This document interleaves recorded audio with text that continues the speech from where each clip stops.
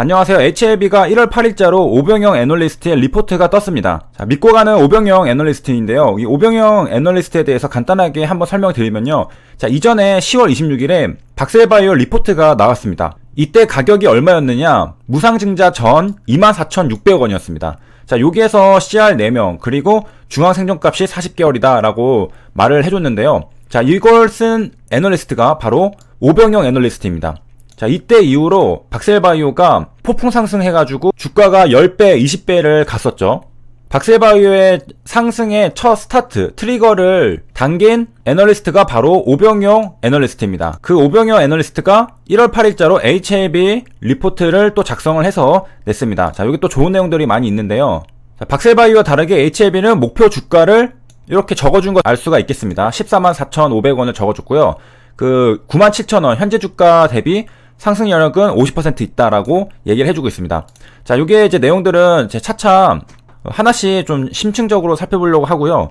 자, 위에서부터 중대하고 일정이 얼마 안 남은 것들을 설명해주고 있습니다. 그래서 오병영 애널리스트가 볼 때 가장 큰 이벤트는 이뮤노미 테라피틱스에서 발표하는 ITI-1000 임상 이상 결과 발표라고 합니다. 자, 그 다음은 리보세라닙의 임상 이상 결과, 그리고 그 다음은 리보랑 캄렐리주맙의 가난 글로벌 3상 환자 모집이 95% 돌파했다고 하네요. 그 뉴스 기사가 어제 나왔죠. 그래서 환자 모집이 거의 다 끝나간다라고 했는데, 다시 위로 올라와서 자, 우리가 이제 요거에 대해서도 이해를 잘 해야 되는데, 자, 먼저 이뮤노테라피틱스에서 개발하고 있는 ITI-1000이 무엇이냐면은 자가 수지상세포 치료제입니다. 자, 요 수지상세포도 최근에 각광을 많이 받고 있죠. 이 면역 유도 단계에 대해서 4단계로 설명을 해주는데요. 자, 먼저 암 항원이 감작되어서 성숙화된 수지상세포는 2차 면역기관인 림프절로 이동을 합니다. 자, 림프절에서 누구를 만나느냐? 바로 T세포를 만나게 됩니다. 자, T세포에게 MHC 분자에 암 항원 펩타이드를 실어가지고 보내주거든요. 그럼 T세포에는 TCR이라고 해서 T셀 리세터, T세포 수용체가 있습니다. 자, 그거를 통해가지고 그 MHC 분자에 이 암항원 펩타이드를 인식을 하게 됩니다. 자, 그렇게 되면은 T세포에서 적군이 들어왔다라고 인식을 하게 되고, 그 인식을 하게 되는 게 결국에는 암항원 정보가 전달이 되는 거거든요. 적군이 누구인지를 파악하게 되는 겁니다.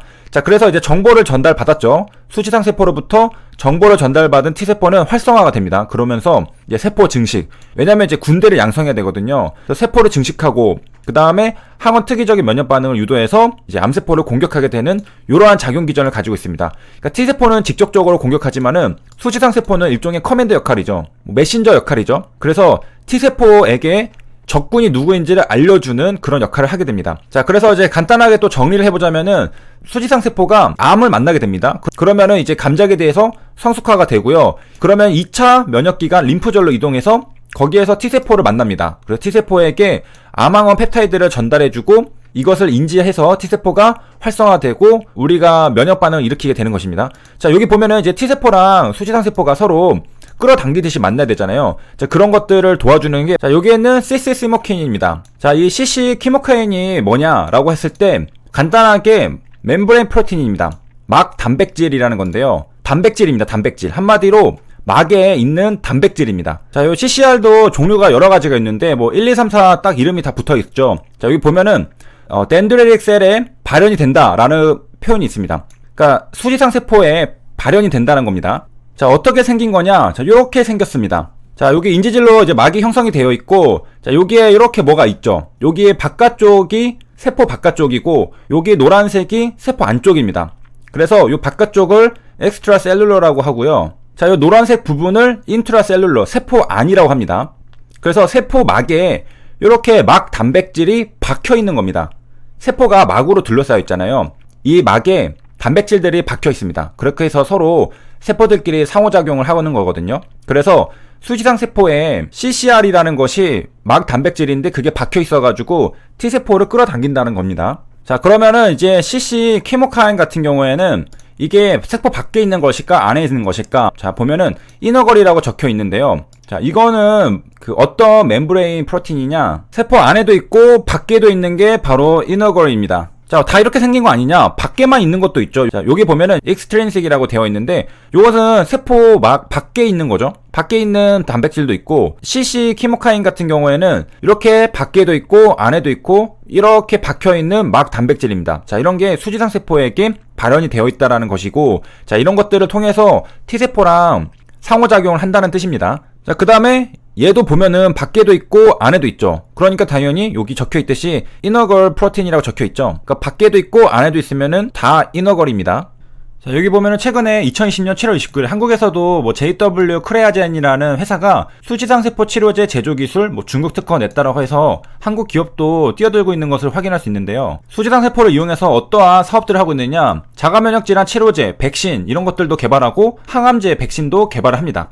자, 이런 것들을 이제 수지상세포로 할 수 있고요. 요 JW 크레아젠 같은 경우에는 JW 신학의 자회사입니다. 자, 이들이 가지고 있는 기술을 보면요, 미성숙 수지상세포를 준성숙 수지상세포로 제조하는 방법을 가지고 있습니다. 자, 미성숙이랑 성숙은 무슨 차이냐? 수지상세포는 처음에 미성숙 세포로 시작을 하겠죠. 자, 미성숙 상태인데, 자, 어떤 경우에 성숙 수지상세포가 되느냐? 병원균과 일단 접촉하게 되면은 활성화됩니다. 이때 수지상세포는 성숙 수지상세포가 됩니다. 자, 그러고 나서 아까 봤듯이 림프절로 이동해서 T세포를 만나게 되는 것이고요.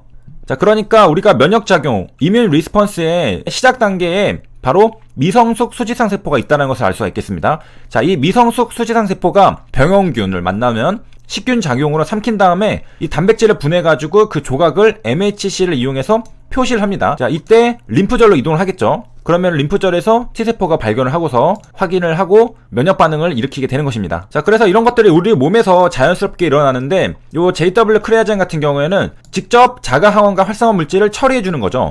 그러니까 미성숙 수지상세포에게 이러한 처리를 해주면은 준성숙 수지상세포로 바뀐다는 겁니다. 자, 이런 것들을 이용해서 뭐 류마티스 관절염 같은 치료제랑 백신을 개발한다는 것이고요. 자, 다시 돌아와서 HLB의 자회사 이뮤노메 테라피틱스가 개발 중인 ITI-1000은 바로 요 수지상세포를 이용한 치료제입니다. 자, 이것으로 뇌종양을 치료하겠다. 그래서 임상 이상이 지금 진행이 거의 다 돼서 상반기에 결과가 발표될 예정이라는 것입니다. 그 다음에 이제 수지상세포에 대해서 조금 더 그 복습을 해보자면은, 그 단핵구로부터 유도가 되거든요. 단핵구에서 수지상세포, 그리고 우리가 잘 알고 있는 대식세포 매크로페이지가 바로 분화가 되는 겁니다.